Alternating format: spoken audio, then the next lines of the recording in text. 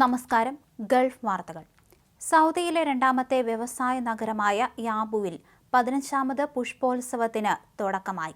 Medina governor Amir Salman bin Sultan bin Abdul Aziz ഔപചാരികമായി ഉദ്ഘാടനം ചെയ്തു. കുവൈറ്റിൽ മദ്യനിർമ്മാണം വിൽപ്പനയും നടത്തിയ പ്രവാസി പിടിയിലായി.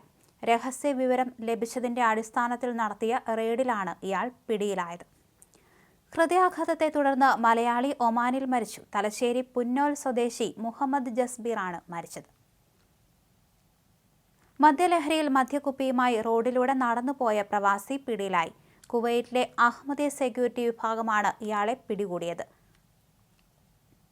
സൗദിയിലെ ജിദ്ദയിൽ ലൈസൻസ് ഇല്ലാതെ പ്രവർത്തിച്ച ഫാക്ടറി അടച്ചുപൂട്ടി. ഉമ്മുൽ സലാം മുനിസിപ്പാലിറ്റിയിലെ അൽവാഹ പ്രദേശത്താണ് സംഭവം നടന്നത്.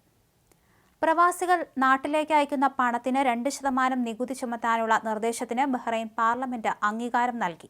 ലിസ്റ്റീരിയ മോണോസൈറ്റോജൻസ് ബാക്ടീരിയ സാന്നിധ്യത്തെ തുടർന്ന് ആരോഹെഡ് ബ്രാൻഡ് റോസ്റ്റ് ബീഫ് കഴിക്കരുതെന്ന് സൗദി ഫുഡ് സേഫ്റ്റി മുന്നറിയിപ്പ് നൽകി.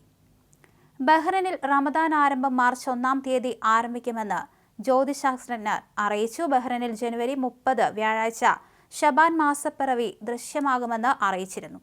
സന്ദർശക വിസയിൽ UAE-യിലെത്തിയ മലയാളി സ്ത്രീ മരിച്ചു. അടൂർ കണ്ണംകോട് സ്വദേശിയായ ലൈല ഹംസാണ് മരിച്ചത്.